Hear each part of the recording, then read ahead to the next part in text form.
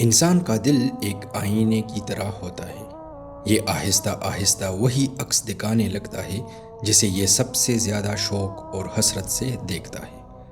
کریم ایک سادہ دل اور نیک نیت نوجوان تھا جو ایک عام سی نوکری کرتا تھا، مگر اس کے اندر ایک ایسا انجانا بوجھ پل رہا تھا جس سے وہ خود بھی بے خبر تھا۔ ہر رات جب دنیا تم جاتی تو اس کے موبائل کی نیلی روشنی اس کے چہرے کو منور کرتی اور وہ گھنٹوں ان لوگوں کی زندگیوں کو دیکھتا جن کے لاکھوں چاہنے والے تھے۔ وہ لوگ جو شیشے کے محلوں میں رہتے تھے اور ایسی مہنگی گاڑیوں میں گھومتے تھے جن کی قیمت کریم کی پوری زندگی کی کمائی سے بھی زیادہ تھی۔ کریم بخوبی جانتا تھا کہ ان لوگوں کی دولت حیا کی نیلامی اور دین کے مذاق پر کھڑی ہے۔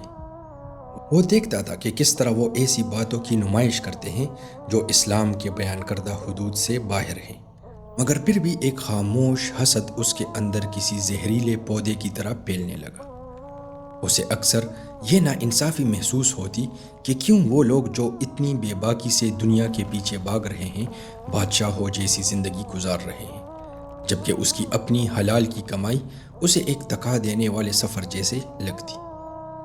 اس نے کبھی ان کے نقش قدم پر چلنے کی کوشش تو نہیں کی، لیکن اس نے اپنے دل کو ان کے درباروں کا قیدی بنا لیا تھا۔ وہ خاموشی سے یہ تمنا کرتا کہ کاش اس کے پاس بھی وہی سب کچھ ہوتا، چاہے اس کی قیمت کچھ بھی ہو۔ ایک رات اسکرین کی دنیا اور حقیقت کے درمیان کی لکیر مٹ گئی اور کریم ایک ایسی گہری نیند میں ڈوب گیا جو کسی باری پتھر کی طرح اس پر تاری تھی۔ اس نے خواب میں خود کو ایک نہ ختم ہونے والے میدان میں پایا۔ اس کے دائیں جانب ایک دور دراز سنہری روشنی سے ایسا سکون برس رہا تھا کہ اس کی آنکھوں میں ٹھنڈک اتر گئی۔ وہاں اس نے کچھ لوگوں کو دیکھا جن کے چہروں پر وہ اطمینان تھا جسے خریدنے کے لیے ہیرو کی ضرورت نہیں پڑتی۔ ان کے الفاظ ریشم کی طرح نرم تھے اور ان کی موجودگی میں ایک ایسا احساس تھا جیسے کوئی اپنے گھر پہنچ گیا ہو۔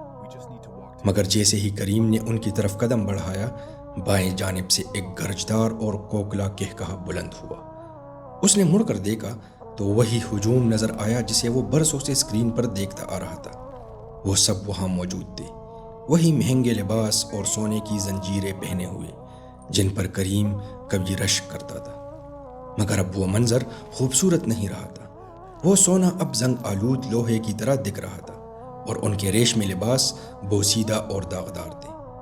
ان کی ہنسی خوشی کی آواز نہیں تھی، بلکہ ایسا لگ رہا تھا جیسے کسی اندھیرے کمرے میں کانچ ٹوٹ رہا ہو۔ سب سے زیادہ خوفناک ان کی آنکھیں تھیں جو ایک ابدی پچھتاوے کی وجہ سے خالی اور بے نور ہو چکی تھی۔ کریم نے خوفزدہ ہو کر واپس روشنی کی طرف مڑنا چاہا، مگر اسے محسوس ہوا کہ ایک انجانی اور طاقتور قوت اسے اس ہنستے ہوئے ہجوم کی طرف گھسیٹ رہی ہے۔ اس کے سینے میں خوف کی لہر دوڑ گئی اور وہ اس کھچاؤ کے خلاف مزاحمت کرنے لگا۔ اس نے اونچی آواز میں دہائی دی کہ وہ ان لوگوں میں سے نہیں ہے۔ اس نے کبھی وہ سب نہیں کیا جو یہ لوگ کرتے رہے ہیں۔ مگر تبھی ایک ایسی آواز گونجی جو دل کی دھڑکن جیسی صاف اور پہاڑ جیسی باری تھی۔ اس آواز نے اسے یاد دلایا کہ اگرچہ اس کے ہاتھ صاف رہے مگر اس کا دل ان کی رنگینیوں کا آرزومند رہا تھا۔ اس آواز نے ایک ایسا فیصلہ سنایا جس نے کریم کی روح لرزا دی۔ آج کے دن ہر روح اسی کے ساتھ ہوگی جس سے اس نے سچی محبت کی تھی۔ کریم ایک جھٹکے سے جاگ اٹھا۔ اس کی سانسیں اکڑی ہوئی تھی اور اس کا جسم ٹھنڈے پسینے میں شرابور تھا۔ موبائل فون اس کے برابر میں پڑا تھا اور اس کی اسکرین اب بھی اسی دنیا کے نوٹیفیکیشن سے روشن تھی۔ اب وہ اسکرین اسے تفریح کا ذریعہ نہیں بلکہ ایک وارننگ لگ رہی تھی۔ سارا دن وہ خواب اس کے سائے کی طرح ساتھ رہا۔ شام ڈھلے وہ اپنے دوست حمزہ کے پاس پہنچا جس کی دانائی کی جڑیں ایمان کے نور میں تھی۔ جب کریم نے اپنے دل کا سارا خوف اور وہ ہولناک خواب سنا دیا تو حمزہ نے بڑی سنجیدگی سے اس کی بات سنی۔ حمزہ نے کریم کو سمجھایا کہ کسی کی تعریف اور اس جیسا بننے کی تمنا دراصل ایک خاموش عہد ہوتا ہے۔ اس نے نبی کریم صلی اللہ علیہ وسلم کی وہ گہری تنبیہ یاد دلائی کہ انسان کا حشر اسی کے ساتھ ہوگا جس سے وہ محبت کرے گا۔ اس نے کریم کو یہ حقیقت دکھائی کہ اگر دل کی گہرائی میں ان لوگوں جیسا بننے کی خواہش ہے جو اپنے خالق کو بھول چکے ہیں تو دل نے اپنی منزل کا انتخاب پہلے ہی کر لیا ہے۔ محض ان کے گناہوں سے بچنا کافی نہیں تھا، بلکہ ان کے طرز زندگی کی چاہت سے بچنا اصل امتحان تھا۔ یہ سچائی کریم کے بنجر دل پر ٹھنڈی بارش کی طرح برسی۔